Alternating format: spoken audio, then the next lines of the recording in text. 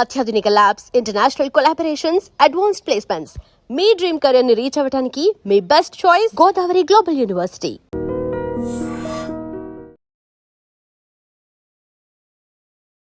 నమస్కారం, welcome to I dream media. మన సంస్కృతి కార్యక్రమానికి స్వాగతం. నేను మీ విజిత.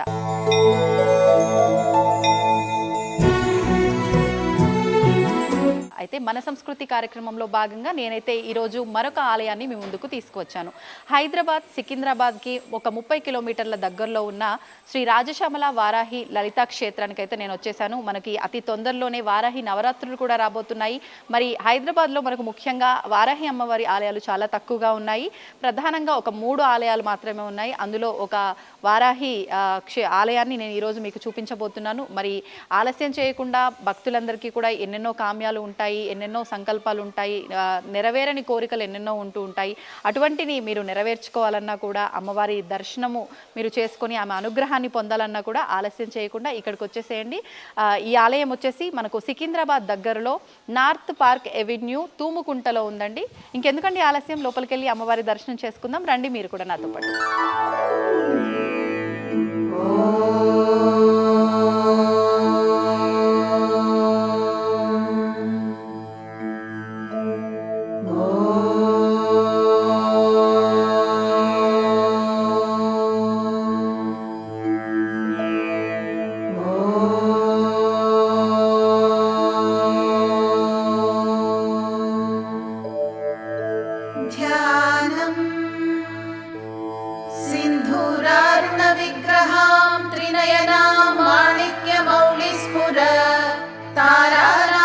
शेखरां स्मितमुखीमापीनवक्षोरुहम् पाणिभ्यामणिपूर्णरत्नचषकं रक्तोत्पलं बिभ्रतीम् సౌమ్యాం రత్నఘటస్థరక్తచరణాం ధ్యాయేత్ పరామం. ఆలయం లోపలికైతే వచ్చేసాను. ముగ్గురు అమ్మవార్ల దర్శనం కూడా చేసుకున్నాను. నిజంగా అమ్మవారిని చూస్తుంటే అలాగే మనం చూస్తూనే ఉండిపోవాలి అనిపిస్తూ ఉంది.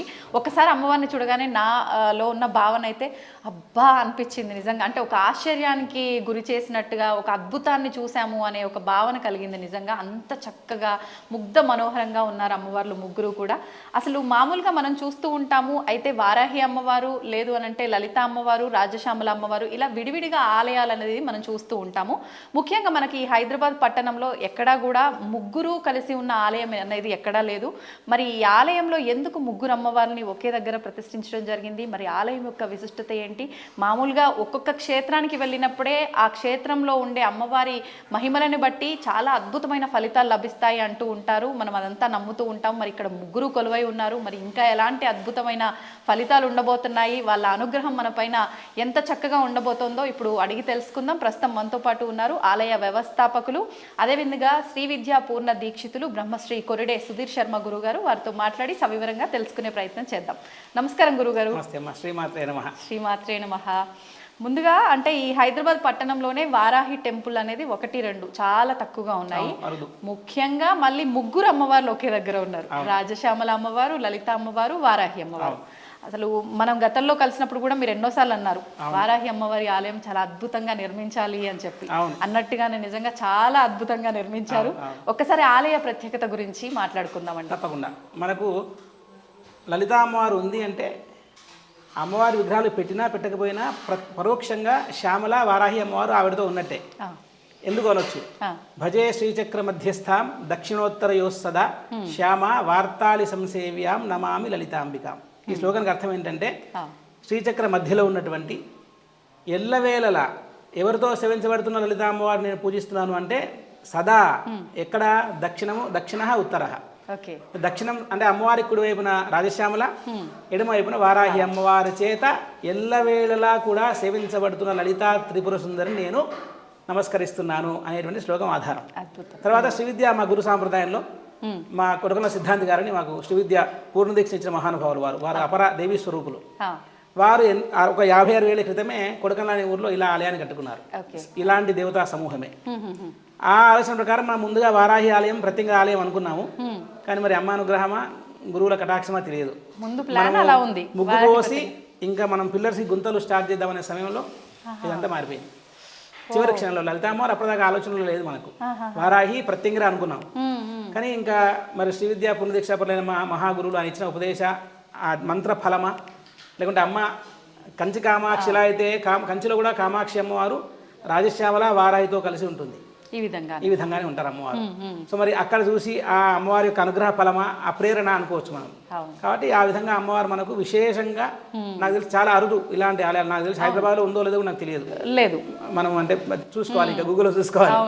అందువల్ల విశేషంగా ఇక్కడ మనం లలిత అమ్మవారు వారాహి అని ముందుగా అనుకున్నప్పటికీ చివరగా అమ్మవారి సంకల్పానుసారంగా రాజశ్యామల మంత్రిని, దండనాయిక వారాహి, మధ్యలో ఎవరు శ్రీమాత శ్రీ మహారాజ్ఞి, ఆవిడ మహారాణి అనుకూలంగా అలా మనం ఆలయాన్ని చివరి క్షణంలో అనుకొని అమ్మవారు ముగ్గుపోసే సమయంలో ఆవిడ ఆగమనం జరిగింది మనకి. ఇక్కడ క్షిప్ర గణపతి, వివిధ రకాల గణపతి రూపాలలో మనం ఉపాసనాపరంగా గణపతులు మహాగణపతి అని, శక్తి గణపతి, నవనీత గణపతి, సంకటహర గణపతి, మనం అందరూ సంకష్టి అని చేస్తుంటారు తెలుసు కదా, సంకటాలని తీసే గణపతి ఆయన. అలాంటి గణపతుల్లో ఒక విధమైన గణపతి క్షిప్ర గణపతి. క్షిప్రము అంటే వెంటనే, ఇమ్మీడియట్గా, అంటే వేగవంతంగా భక్తులను అనుగ్రహించే లక్షణం కలవాడు కాబట్టి క్షిప్ర గణపతి. అలాగే అమ్మవారి లలిత అమ్మవారికి ఎదురుగా ఎవరున్నారు చూస్తున్నారు కదా, కాలభైరవుడు, ఆయన క్షేత్రపాలకుడు. అలా ఒక విశేషమైన దేవతా సమూహంతో మనం ఈ ఆలయాన్ని జగద్గురు యొక్క అమ్మవారి అనుగ్రహం చేత నిర్మించుకోవడం జరిగింది. ఓకే. ఇప్పుడు మరి ఎలాగూ మనకు ఈ నవరాత్రులు కూడా రాబోతున్నాయి, వారాహి అమ్మవారి నవరాత్రులు. మరి విశేషంగా మనకు ఆలయం కూడా ఇక్కడ రెడీ అయిపోయింది, దగ్గరలో మనకు ఆలయం అందుబాటులో ఉంది అమ్మవారిది. ఇప్పుడు ఖచ్చితంగా ఈ మధ్య కాలంలో మనం గతంలో కూడా మాట్లాడుకున్నాం ఈ టాపిక్ గురించి. వారాహి అమ్మవారు అనగానే ఈ అమ్మవారి ఆరాధన అందరూ చేయకూడదు అనే ఒక ఆలోచన భక్తులందరిలోకి వెళ్ళిపోతుంది ఏదో రకంగా. అది వాస్తవమా అవాస్తవమా అనేది పక్కన పెడితే ఒక దేవత ఆరాధన చేయడానికి ఇంతగా ఆలోచించాల్సిన అవసరం అయితే లేదు. వాళ్ళలో ఉన్న ఆ చిన్న మూఢనమ్మకమా లేకపోతే ఆ భయాన్ని గనక మనం తొలగించగలిగితే నవరాత్రుల ముందు అందరూ కూడా అమ్మవారి ఆరాధన చేసుకోవడానికి అనువుగా ఉంటుంది. మరి ఈ నవరాత్రుల గురించి అమ్మవారి ఆరాధన ఎవరు చేయొచ్చు, ఎవరు చేయొద్దు, ఉపాసన ఉన్న వాళ్ళే చేయాలా, సామాన్యులు కూడా చేయొచ్చా ఒకసారి? అమ్మవారి ఆరాధన విషయంలో ఎట్లయితే మనం ఇంతకుముందు శ్లోకం చూసుకున్నామో, లలిత అమ్మవారికి 2 చేతుల్లో ఒక చెయ్యి రాజశ్యామల, ఇంకొక చెయ్యి వారాహి. ఎలా అయితే ఫస్ట్ రాష్ట్రపతి, తర్వాత ప్రధానమంత్రి, ఒకటి మంత్రిత్వ శాఖ, ఇంకోటి రక్షణ శాఖ. అన్నీ అవసరమే. నాకు రక్షణ శాఖ వద్దు అని ఎవరైనా ఈ దేశ ప్రెసిడెంట్ అనగలుగుతారా? అనలేరు. పైగా వారాహి అమ్మవారు ఎవరైనా కొత్తగా తీసుకొచ్చామని ప్రచారం చేస్తున్నారా? అమ్మవారు గుప్త నవరాత్రులు ఉండేవి పేరు, ఆషాఢ నవరాత్రి గుప్త నవరాత్రులు అని పేరు. అంటే సాధకులు వాళ్ళ మంత్రసిద్ధిని ఇంకా మంత్రానుష్ఠాన బలాన్ని పెంచుకోవడానికి కోసం జగదంబ వారాహి యొక్క అమ్మవారి అనుగ్రహాన్ని పొందడం కోసం చేసిన నవరాత్రులు గుప్త నవరాత్రులు. గుప్తంగా అంటే సీక్రెట్గా, మరి తెలియదు. ఇప్పుడున్న మరి అమ్మవారి సంకల్పమా, ప్రచారం లేని ప్రచారం కాదు. అమ్మవారు ఎప్పుడూ ఉన్నది, ఎప్పటికీ ఉంటుంది. కానీ ప్రచారం ఇప్పుడు సాగుతుంది కాబట్టి ఎవరు యోగ్యులు, ఎవరు అయోగ్యులు, ఏదైనా విషయం చెప్తున్నారంటే వాళ్ళు విషయం చెప్పేవాళ్ళు ఏ పుస్తకాన్ని వాళ్ళు మెన్షన్ చేసి చెప్తున్నారు. ఇప్పుడు ఈ అమ్మవారి గురించి తెలియాలంటే ప్రతి ఒక్కరికి ఈరోజు ఇంటర్నెట్లో సమాచారం అవైలబుల్గా ఉంది. ఏమిటి? బ్రహ్మాండ పురాణంలో, లలితా ఉపాఖ్యానంలో అసలు వీళ్ళ ముగ్గురు యొక్క రథాలు, వాళ్ళ యొక్క సైన్యంలో ఉండే శక్తులు అవన్నీ చూస్తే మీరు ఎంతో సంతోషపడతారు. అంటే ప్రతి దేవతలు అమ్మవారిని 12 నామాలతో కీర్తించారు. ఎవరిని? వారాహి అమ్మవారిని. ఎప్పుడు అమ్మవారి ఈ లలిత అమ్మవారికి భండాసుర వధ సమయంలో దేవతలందరూ మార్చ్ ఫాస్ట్ అంటే రథాలు తీసుకొని, సైన్యాలు తీసుకొని, రకరకాల విధమైనటువంటి సైన్యంలో ఉండే శక్తుల చేత వీళ్ళందరూ ఆవిడకి సహకరించారు. పైగా ఈ అమ్మవారు ఆరాధన ఎవరైనా ఆరాధన చేసుకోవచ్చు. అమ్మవారి ఆరాధన ఈ ఒక పర్టికులర్ ఈ ప్రత్యేకమైన దేవతా అనుగ్రహాన్ని పొందడానికి ఎవరు ఆవిడ దగ్గరికి వెళ్ళి ఆవిడ చేతులు జోడించి వారాహి నమః తల్లి నన్ను కాపాడు అంటే ప్రతి దేవత కూడా భక్తులను కాపాడేటువంటి తత్పరత, అయ్యో నాకు కష్టంతో వచ్చాడే అనుగ్రహిద్దామనే లక్షణమే కలిగి ఉంటారు. అంతేగాని నన్ను పూజిస్తారా, నేను శపిస్తాను, నేను ఇబ్బంది పెడతాను అనే లక్షణం ఏ దేవత కలిగి ఉండదో, అలా కలిగి ఉంటే దేవత కాదు. అలాంటి శపించే దేవతలు ఎక్కడైనా సరే మానవులు కలికాలంలో దేవతల స్మరణ చేయడం వలన, యజ్ఞయాగాది కర్మలు చేస్తాను అనుకోవడం వల్ల మాత్రమే, నువ్వు చేయకపోయినా సరే శ్రేయస్సు కలుగుతుంది. కాబట్టి వారాహి ఆరాధన ఖచ్చితంగా అందరూ కూడా అమ్మ యొక్క అనుగ్రహాన్ని పొందడానికి లలితా అమ్మవారు ఎంతైతే పద్ధతిగా భక్తిగా కొలుస్తున్నామో అలాంటి సాత్వికమైన ఆరాధన, వైదిక పరమైన ఆరాధన విషయం. ఎందుకంటే అమ్మవారు ఎక్కడైతే వచ్చి మంత్రం చేరుతుందో, మంత్రం వచ్చింది వైదిక పరమైన పద్ధతి ఎక్కడైతే వచ్చి చేరుతుందో అక్కడ అమ్మవారికి ఒక మంచి వేద విద్వాంసైనా లేదా శాక్తేయమునందు అనుభవం గల, శాక్తేయం అంటే శక్తికి సంబంధించిన జ్ఞానాన్ని ఇచ్చేది శాక్తేయం. ఓకే. శక్తి అంటే జగన్మాత పరాశక్తి. ఆవిడ పూజ ఎలా చేయాలి, ఆవిడని ఏ విధంగా ఆవిడని అర్చన చేయాలి, అర్చించాలి, ఆరాధన చెప్పేది శాక్తేయం.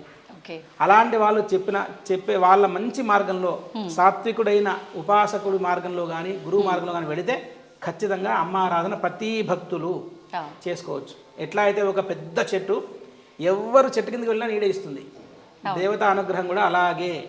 మీరు నచ్చి చేసినా నచ్చక చేసినా, నమ్మి చేసినా నమ్మక చేసినా వెళ్ళి చేతులు జోడించి తల్లి నన్ను కాపాడు, నా కష్టాలు దూరం చెయ్యి అంటే వారాహి అమ్మవారు ఖచ్చితంగా ఆ కష్టాలు దూరం చేస్తుంది. నిస్సందేహంగా ప్రతి భక్తుడు అమ్మవారి యొక్క అనుగ్రహాన్ని పొందగోరి ఆవిడ నామాన్ని స్మరణ చేయొచ్చు, దర్శనం చేసుకోవచ్చు. ఖచ్చితంగా అనుమానం లేకుండా చేసుకోవచ్చు. ఇప్పుడు ఒక్కొక్క దేవీ దేవతల ఆరాధన ఒక్కొక్క దానికి విశేషం. అన్నిటికీ అందరినీ ఆరాధిస్తాం, కానీ విశేషంగా అంటే కొన్ని దోషాలకు పలానా దేవుడు ఇట్లాంటి స్పెసిఫిక్గా ఉన్నాయి. మరి వారాహి అమ్మవారిని ఎటువంటి ఇబ్బందులు ఉన్న వాళ్ళు ఆమె అనుగ్రహం మాకు ఈ రూపంలో కావాలి అనుకునే విధానం ఏంటి? అసలు ఎందుకు అమ్మవారి వారాహి అనుగ్రహాన్ని పొందాలి? ప్రతి మానవుడికి కష్టాలు, కోరికలు, లేదా ఏదో ఒక పనులు ఆగిపోవటం, కార్యాలు అంటే ఇబ్బంది రావటం, విఘ్నాలు కలగటం, శత్రుబాధ అంటే మనం మానసికంగా ఎక్కువ కోపం ఉండడం, ఎక్కువ నిరాశ ఉండడం, అంటే మనం అంతర్లీనంగా ఉండేటువంటి అంతర్గత శత్రువులు, బహిర్గతంగా ఉండే భౌతిక శత్రువులు, అంటే వాళ్ళందరి నుంచి రక్షణ. మనం చేసే పని యందు మనకు తదేక దృష్టి కలిగి ఉండి మనం ఎలా మన కార్యాన్ని సాధించుకోగలము అనే ఆలోచన ఎవరికైతే ఉంటుందో వాళ్ళందరూ కూడా మనకు ఏడాదికి ఒకసారి వచ్చే ఆషాఢ నవరాత్రిలో వారాహిని పూజించుకోవచ్చు. అలాగే స్తంభనము, ఏదైనా ఘోరమైన ఆపద జరగబోతుంది, దాన్ని స్తంభింపజేస్తుంది, అంటే అక్కడే ఆగిపోతుంది. తర్వాత ఎవరైనా మన వైపు చెడు దృష్టితో చూస్తున్నారు, వారి దృష్టిని అమ్మవారు మన ఎందు నుంచి మరల్చి వేస్తుంది. ఇటువైపు చూడకు అనేటువంటి ఒక లక్షణం ఎదురుగా ఉండే వారికి కలిగజేసి మనం ఏం కోరుకుంటాం? అమ్మవారిని చల్లగా చూడమా అని కోరుకుంటాం. చల్లగా చూడడం అంటే ఏంటి? ఐస్ ముక్కలు వేసుకుని చూడడం కాదు కదా. చల్లగా చూడడం అంటే నన్ను అనుగ్రహించు, నా కుటుంబాన్ని కాపాడు, చల్లగా ఉంచు అంటే అందరినీ ఆరోగ్యవంతంగా ఐశ్వర్యవంతంగా ఉంచు. అందరికీ ఇవే కోరికలు కదా. అవునండి కదా. ఏం కావాలి? ధర్మ అర్థ కామ్య మోక్షాలు. ధర్మము, ధార్మికంగా ఉండి పూజ చేసుకోవడము, ధర్మాన్ని ఆచరణ చేయడము, ఏది సత్యమో ఏది కరెక్టో అదే చేయడము, అర్థము న్యాయంగా డబ్బు సంపాదించడం, కామ్యము అంటే కోరికలు. ఏం కోరికలు? కారు కావాలి, ఇల్లు కావాలి, వ్యవసాయం కావాలి, పంటలు బాగా పండాలి, వ్యాపారంలో లాభం రావాలి, ఇవి కామ్యం అంటే అది కోరిక అనే దానికి సంస్కృత పదము కామ్యము. తర్వాత ఇంకా మోక్షము, చివరి వయసులో ఆరోగ్యవంతమైన శరీరాన్ని ఆరోగ్యాన్ని కలిగి ఎలాంటి ఇబ్బందులు లేకుండా మంచం మీద పడి 4 ఏళ్ళు 5 ఏళ్ళు 6 ఏళ్ళు అలా మంచాన పడి రోగాల రూపుల పాలు కాకుండా అనాయాసంగా దేహాన్ని విడిచిపెట్టేటువంటి ఒక యోగము. అది యోగము అందరికి రాదు, చాలా మంది కోరుకుంటారా. ఇంకేం కావాలి? మనకు తెలుసు మనకేం కావాలో. కాబట్టి అమ్మ అనుగ్రహంతో ఇవన్నీ అందరూ దేవతలు అంటే అనుగ్రహించేవారని అర్థం అండి. కాబట్టి వాళ్ళ అనుగ్రహం కోరి మనము అన్ని రకాల శత్రుబాధలు, వ్యవసాయం, అమ్మవారు సస్య దేవత. సస్యం అంటే వ్యవసాయం, పంటలు, భూమి పంటలు బాగా పండాలి, మనం తినాలంటే మరి అన్నం కావాలి. భూమిలో ఏమున్నాయి? భూమికి ఏం పేరు? రత్నగర్భ అని పేరు. భూమిలో అన్నీ ఉంటాయి, రత్నాలు, రాసులు, బంగారము, ఇన్ని రకాల ఇనుము, లోహాలు, ఖనిజాలు ఎన్ని ఉన్నాయి భూమిలో, పెట్రోల్ దగ్గర నుంచి మొదలు పెడితే. మరి భూమి క్షేమంగా ఉంటేనే కదా మనం బాగుంటాం. అందుకని అమ్మవారు ఆమె అంటే రైతులు కూడా ఎక్కువగా అమ్మవారి ఆరాధన చేస్తే పంటలు బాగా పండుతాయి. ఇప్పుడు చాలా మందికి అడవి పందుల బెడద ఉంటుంది. మాకు పెద్ద వ్యవసాయం ఉండదు ఒకప్పుడు. అడవి పందుల బెడద కాబట్టి అందరూ వెళ్ళి అమ్మవారి గ్రామదేవతకు మొక్కేవారు. ఏ పోచమ్మనో మైసమ్మనో దుర్గమ్మనో మొక్కేవాళ్ళు. ఆ కొబ్బరికాయ పడితే అడవి పందుల బెడద తప్పి ఆ పంటలు కాస్త మిగిలి ఇంటికి వచ్చేవి. కాబట్టి సస్యశ్యామలంగా ఉండి రైతులందరికీ మంచి పంటలు పండిస్తే మంచి లాభం వచ్చి, బాగా విశేషంగా పంటలు వాళ్ళకి మంచి దిగుబడి వచ్చి, రాబడి వచ్చి, ఇవన్నిటికీ సాధ్యం కావాలంటే అమ్మకి అర్చన చేసుకోవాలి అన్ని రకాలుగా. ఎందుకంటే అష్టలక్ష్మి స్వరూపిణి, అష్ట దారిద్ర్యనాశిని, ఇష్టకామ్య ప్రదాయిని వారాహి నమస్తే. అమ్మవారు అష్టలక్ష్మి స్వరూపిణి, ఇష్టకామ్య ప్రదాయిని. భక్తుడికి ఏది ఇష్టమైతే అది ఆవిడ నెరవేరుస్తుంది. ఎట్లా ఒక కన్న తల్లి పిల్లవాడికి ఏది ఇష్టమో అది వండి పెడుతుంది కదా. అదే పద్ధతి దేవత మనం అమ్మ అనే భావన కలిగి ఉంటే చాలండి. ఇంకా వేరే ఎక్కువ ఆలోచన చేసి ఇది వేస్తే స్పీడ్గా ఫలమిస్తుందా అది చేస్తే కాదు. అమ్మ అని వినడం ముఖ్యం, ఆ తల్లి శ్రీమాత అనుకుని వినడం ముఖ్యం. అమ్మ రెడీగా ఉంది మరి మన కోరికలన్నీ తీర్చడానికి. ఆమెని మనం ఎలా ప్రసన్నం చేసుకోవాలంటే ఆరాధన ఏ రకంగా చేయాలంటారు? అమ్మవారికి 12 నామాలు ఉన్నాయి. 12 నామాల దేవతలే స్తుతించారు బ్రహ్మాండ పురాణంలో. ఆవిడకి మా వారాహి, వార్తాలి, శ్యామ, పోత్రిణి అని అలా 12 నామాలతో ఆవిడ నామస్మరణ చేయడం. లేదా ఈ విశేషమైన ఆలయంలో అమ్మవారికి 12 ప్రదక్షిణాలు చేతిలో పసుపుకొమ్ములు పట్టుకొని చేసి అమ్మవారికి సమర్పించి వేడుకుంటే వాళ్ళ కోరికలు ఖచ్చితంగా అమ్మవారు సాధ్యమైనంత త్వరగా భక్తుడి యొక్క యోగ్యతను చూసి తీర్చివేస్తుంది. పసుపు కొమ్ములతో ప్రదక్షిణ చేస్తే విశేషంగా ఉంటుంది. ఓకే, అలా సంకల్పం చెప్పుకొని చేసుకోవాలి. ప్రదక్షిణలు స్టార్ట్ లేదా వారాహి సహస్రనామ అర్చన చేసుకోవడం విశేషంగా అమ్మవారికి, చేయాలి. అది కూడా చాలా మానవులకు వెంటనే అమ్మవారికి అనుగ్రహాన్ని పొందడానికి ఒక మార్గం, ఏకైక మంచి మార్గం అదొకటి. ఓకే, మరి విశేషంగా ఇప్పుడు ఈ నవరాత్రులు అమ్మవారికి ఆ 9 రోజులు కూడా మన ఆలయంలో ఎలాంటి క్రతువులు జరగబోతున్నాయండి? ఇప్పుడు ఆషాఢ నవరాత్రులు లేదా వారాహి నవరాత్రులు లేదా గుప్త నవరాత్రులు ఏదైనా ఒకటే. అవును. ఆషాఢ నవరాత్రులు అమ్మవారికి వేదోక్త విధానంలో ప్రొద్దున్నే 7 గంటల నుంచి అభిషేక కార్యక్రమాలు. భక్తులందరూ ఎవరైతే స్త్రీలు సాంప్రదాయ వస్త్రధారణలో, పురుషులు ధోతి కండువా వేసుకుని వస్తే ఉత్సవ విగ్రహానికి వాళ్ళందరూ వాళ్ళ చేతితో అభిషేకం చేసుకోవచ్చు. మూల విగ్రహానికి అర్చకులు చేస్తారు లోపల. ఉత్సవ విగ్రహానికి అందరూ కూడా వాళ్ళు వీళ్ళని మనకేమి భేదాలు లేవు, అందరూ అభిషేకం వాళ్ళ చేతితో చేసుకోవచ్చు. తర్వాత అమ్మవారికి అభిషేకము, అలంకరణ, సహస్రనామార్చన, తదనంతరం మూలమంత్ర హోమం ప్రతిరోజు జరుగుతుంది. ప్రతినిత్యం ఆ 9 రోజులు అమ్మవారికి వారాహి మూలమంత్ర హోమాలు. ఒకరోజు బృహద్వారాహి, కిరాత వారాహి, స్వప్న వారాహి, లఘు వారాహి, ధూమ్ర వారాహి అని అమ్మవారి యొక్క వివిధ రూపాలు ఉన్నాయి. ఆ రూపాలు ఉండే దేవతలకి ప్రతిరోజు అమ్మవారికి. తర్వాత దశమహావిద్య హోమాలు జరుగుతాయి నవరాత్రిలో ప్రతిరోజు. అందరూ భక్తులు దానిలో పాల్గొనవచ్చు. సాయంకాలం పూట పెద్ద పెద్ద విద్వాంసుల చేత సంగీత కచేరీలు. అమ్మవారికి ఆ సంగీతం అంటే చాలా ఇష్టం. లలిత అమ్మవారికి నారాయణి నాదరూప అని వస్తుంది.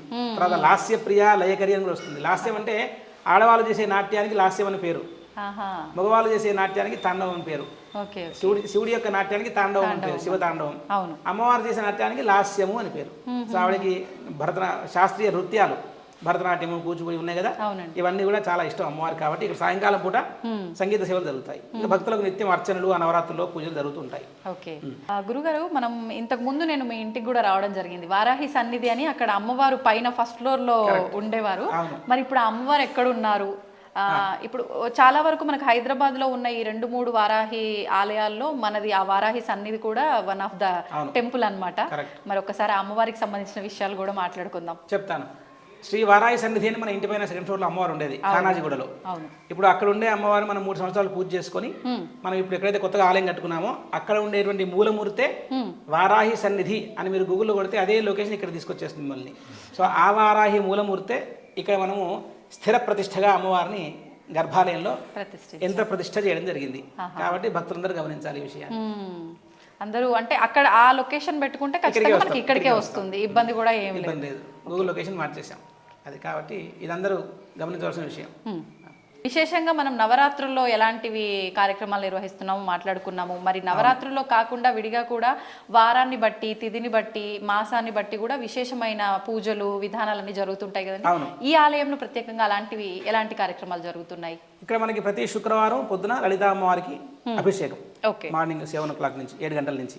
తర్వాత అమావాస్య వారాహి అమ్మవారి అభిషేకం సాయంకాలం, ప్రత్యంగిర అభిషేకము అండ్ ప్రత్యంగిర వారాహి హోమం సాయంకాలం పూట. పౌర్ణమి రోజు రాజశ్యామల అభిషేకం, రాజశ్యామల హోమం. ఇంకా ప్రతి అష్టమికి కాలభైరవుడికి అర్చన విశేషంగా, చతుర్థికి గణపతికి గరికతో దూర్వార్చన, సంకష్ట చతుర్థికి నిత్యం అమ్మవారికి సహస్రనామార్చన జరుగుతూ ఉంటాయి. ఇంకా ఎవరికైనా వాళ్ళు ప్రత్యేకంగా ఏదైనా ఇక్కడ హోమం చేయించుకోవాలి వచ్చి వాళ్ళకు ఈ తిథులతో సంబంధం లేకుండా ఇప్పుడు మనం వారాహికి పంచమి విశేషమైన తిథి. పంచమి ఒకవేళ వీక్ డే వస్తే ఇప్పుడు ఉన్నటువంటి సమయానికి అందరికి కుదరదు, వీక్ డే రాలేము అంటారు, అందరు వర్కింగ్ పీపులే కదా. లేదు అమావాస్యకు వస్తాము చేయించుకుంటాము, లేదు మాకు ప్రత్యేకంగా మేమే స్వతహాగా కూర్చొని హోమం చేసుకుంటాము, అలాంటి వాళ్ళకి కూడా మమ్మల్ని సంప్రదిస్తే వాళ్ళకి ఏ రోజు రావాల్సినటువంటి వాళ్ళ సమయానికి అనుకూలంగా, మన సమయానికి అనుకూలంగా ఒక సమయం ఇచ్చి పరిహారం కానీ పూజ కానీ చేయించడం జరుగుతుంది. అంటే వాళ్ళ జాతక రీత్యా ఏమైనా ఇబ్బందులు ఉన్నా కూడా దానికి సంబంధించి పరిహార పూజలు చేసుకోవచ్చు. జాతకానుసారంగా గ్రహచార గోచారాలకు కానివ్వండి, ఏదైనా మనకు వేరే ఇంకా ఇబ్బందులు ఉండి దైవానుగ్రహం కావాలి అనుకునే వాళ్ళు తప్పకుండా మమ్మల్ని సంప్రదించవచ్చు. ఇక్కడ ఇంకోటి ఏంటంటే మనకు దశ మహావిద్యల్లో 2 మహావిద్యలు ఇక్కడే ఉన్నాయి, రాజశ్యామల అండ్ లలిత అమ్మవారు. అంటే మనకి 3 నవరాత్రులు, 4 నవరాత్రులు 3 ఇక్కడే అవుతాయి. ఆషాఢ నవరాత్రులు, తర్వాత దేవీ నవరాత్రులు, దసరా, విశేషంగా రాజశ్యామలకి శ్యామ నవరాత్రులు మాఘమాసం ఫిబ్రవరి టైంలో వస్తాయి.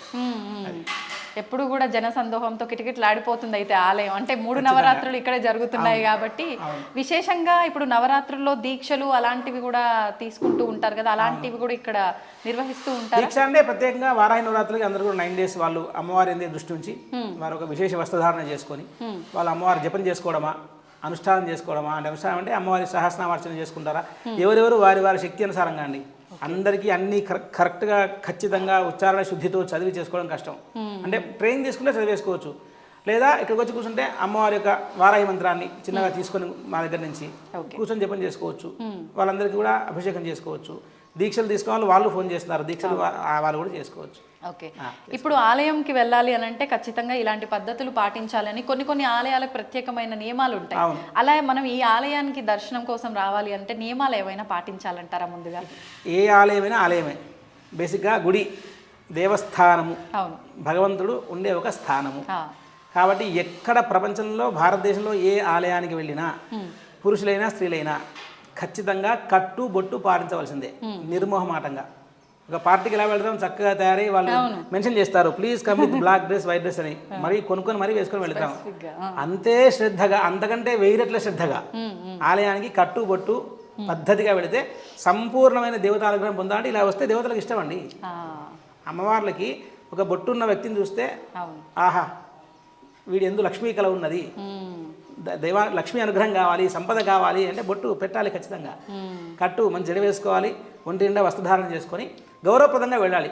నేను చెప్పేది ఓన్లీ ఆలయానికి సంబంధించిన టర్మ్స్ అండ్ కండిషన్స్ చెప్తున్నా. పర్సనల్ లైఫ్ మనకు అవసరం లేదు. అంతే అంతే అండి. మనం ఎవరైనా ఆలయానికి నేను వెళ్ళినా మీరు వెళ్ళినా అమ్మ దర్శనం ఏదో ఒక పని ఇవ్వాలి, చేయబోతున్న పనిలో విఘ్నాలు తొలగిపోవాలి, పిల్లలకు చదువు బాగా రావాలి, వాళ్ళు బాగా ఉద్యోగం సంపాదించాలి, బాగుండాలి, అంతే కదా. అంతే అంతే. అలాంటి కోరిక కోరినప్పుడు మనం ఎంత శుద్ధంగా వెళ్ళి కోరుకుంటే మనకు అమ్మవారు అనుగ్రహిస్తుంది. దేవతల ముందు అహంకారం మనకి రాదు. ఇదంతా నేను నమ్మను, నేను ఇలాగే వెళ్తా అంటే అలా వెళ్తా అంటే వెళ్ళొద్దు, అసలు రావద్దు. అంటే ఒక్క దగ్గర ఎక్కడో చోట పద్ధతి. ఇప్పుడు పద్ధతి లేకుండా జంతువులు ఉంటాయండి, మనం వాటిని పట్టించుకోము. మానవులకు మనకు ఒకటే, వాళ్ళ జంతువులు ఒకటే డిఫరెన్స్, జ్ఞానం. ఎక్కడ ఏమి చేయాలి ఎక్కడ ఏమి చేయొద్దు అని తెలుసుకోవడమే జ్ఞానం అండి, సింపుల్. కాబట్టి ఆలయానికి వెళ్తే ఖచ్చితంగా స్త్రీలు జడ వేసుకొని, వివాహితులు మంగళసూత్రం వేసుకొని, పురుషులైతే ఖచ్చితంగా నిర్మోహమాటంగా బొట్టు ఆడవాళ్ళే పెట్టుకుంటారు, మొగలు పెట్టుకునే ఆ ఆలోచన లేకుండా బొట్టు సనాతన ధర్మమును అనుసరించే ప్రతి ఒక్కరూ అస్థి పునర్జన్మ ఉన్నది, నేను దైవత్వాన్ని నమ్ముతానని ప్రతి ఒక్కరూ ఎంతో కొంత చిన్నగా బొట్టు పెట్టుకుని వెళ్తే లక్ష్మీప్రదము. చేసిన యాత్రకి, పూజకి, పునస్కారము అన్నిటికీ ఒక ఫలం బొట్టు ద్వారా వస్తుంది. ఖచ్చితంగా గాజులు వీలైనంత వరకు ఆలయం వరకే అండి, తర్వాత రోజు వేసుకొని తిరగని చెప్పట్లేదు. ఆలయం వెళ్ళే వాళ్ళు గాజులు, కాస్త బొట్టు, కొంచెం మంచి డ్రెస్ వేసుకొని పైన చున్నీ యోజన వేసుకొని వెళ్తే, అంటే చేసే పద్ధతి అడుగుతున్నారు కాబట్టి ఇలా వెళ్తే దీనిలో ఏమి ఇంకా అమెండ్మెంట్స్ లేవు. ఆలయానికి సంబంధించి అలాగే వెళితే మంచిది.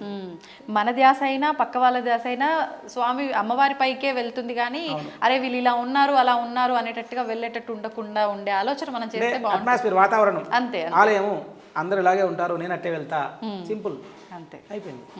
ఇప్పుడు మనం ఫ్లైట్కి కూర్చుంటాము, పుట్టాన సీట్ బెల్ట్ అంటే వెంటనే పెట్టేసుకుంటాం, అక్కడ ఎందుకని అడగం కదా మనం. అవును. కాబట్టి ఏది చేస్తే మానవులకు తక్షణమే అనుగ్రహం కలుగుతుంది అది చేయడం ఒక దైవం దగ్గర. మిగతా చోట్ల మీ ఇష్టం. దైవం దగ్గర అహంకారం వద్దు, నేను అనే భావన వద్దు. నేను అమ్మ నీ దగ్గరికి నేను దాసునే వస్తాను, నేను నన్ను నీకు నేను సమర్పించుకుంటున్నాను అనే భావంతో వస్తే చాలు. కాబట్టి కట్టు బొట్టు అత్యంత విశేషం, రావాల్సింది, అలాగే రావాలి. అంతే. మంచి ప్రశ్న వేశారు. ఇప్పుడు నేను ఒకటి విన్నాను ఇంతకు ముందు, షూట్కి ముందు మాట్లాడేటప్పుడు, ఇక్కడ నిర్మించిన నిర్మాణం కానివ్వండి, ఆఖరికి గంట కూడా, ఆలయం అనగానే మనకు ముందు గుర్తొచ్చేది గంట. అందరి పిల్లల్ని కూడా ఎత్తుకొని మరి గంట కొట్టిస్తూ ఉంటాం. ఆ గంట విషయంలో కూడా మీరు చాలా ఆలోచించి చాలా పురాతనమైనది తీసుకురావడం జరిగింది అని అంటే, ఎంత జాగ్రత్తగా మీరు ఆలోచించి ఆలయ నిర్మాణం చేపిస్తున్నారు. ఒకసారి ఈ నిర్మాణంకి సంబంధించి దాని గురించి కూడా. నిర్మాణం వచ్చి మనకు 500 గజాల్లో జరిగింది. గర్భాలయము అమ్మవారు ఉన్నటువంటిది, అమ్మవారి ముందు అంతరాలయం మనం నించుని మాట్లాడుతుంది. ఇక్కడ దాకా రాతి నిర్మాణం, కాకతీయుల, మన చోళ కాకతీయుల స్టైల్లో సమ్మిళితమైన కట్టడం. తర్వాత ముందు వచ్చి ముఖమండపం అంతా కూడా మనకు 14 పిల్లర్లు, 10 పిల్లర్ల మీద దశమహావిద్యలు, పెయింట్స్. తర్వాత మనకు పురాతన తమిళనాడు ఆలయాలకు వెళ్తే ఎలాంటి ఒక భావన వస్తుందో అలాంటి ఒక వాతావరణం ఇక్కడ పైన మొత్తం సీలింగ్కి షోడశ నిత్యలు, శ్రీచక్రము, గర్భాలయంలో ఉన్నటువంటి 3 మూలమూర్తుల చిత్రపటాలు, ప్రతి ఒక్కటి క్షిప్ర గణపతి, ఇక్కడ ప్రతిది కూడా అమ్మవారి యొక్క ఆధారపీఠాలన్నీ కూడా చాలా అత్యంత శ్రద్ధతో ప్రతిదీ అడుగడుకు వెతికి చేయించిన విశేషం. దీని పునాది 20 ఫీట్లు తవ్వారు. 20 ఫీట్ల పునాది పై నుంచి రాఫ్టింగ్ వేస్తూ కాంక్రీట్తో కడుతూ, అంటే ఒక 1000 సంవత్సరాలు కూడా ఆలయానికి చెక్కు చెదరకుండా ఉంటుంది. అలాంటి ఒక టెక్నాలజీ, అంటే మన పురుగు పెట్టారు కదండి, మనం కొత్తగా చేసేది ఏం లేదు. వాళ్ళు పెట్టిన జ్ఞానమే మనం దాన్ని చూసుకొని ఓహో ఇలా చేయాలి అని చేసుకుని వెళ్ళిపోతున్నాం. వాళ్ళ పద్ధతి మనం ఫాలో అయిపోతున్నాం. ప్రతిది అన్నీ కూడా మీకు బయట ఉండే గజలక్ష్ములు కానివ్వండి, తర్వాత అంతరాలయం ద్వారాలు, వాటికి ఉండేటువంటి శిలా తోరణాలు కానివ్వండి, అన్నీ కూడా మనం ఇంకా పురాతన పద్ధతి రాత్రి నిర్మాణం అంటేనే విశేషం అండి, 1000 ఏళ్ళు గ్యారంటీ. అలా చేసుకున్నాం ఇక్కడ.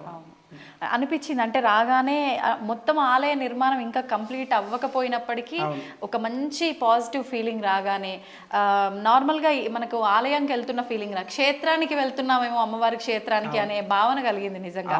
దీన్ని బట్టే ఇంకా అమ్మవారి అనుగ్రహం ఎలా ఉండబోతుంది భక్తులపై అనేది అర్థమైపోతుంది. అందరూ ఎవరు వచ్చినా ఇక్కడికి అమ్మవారికి ఆశీర్వచనం సమానంగా అందరి మీద అమ్మ కరుణ వర్షిస్తుంది.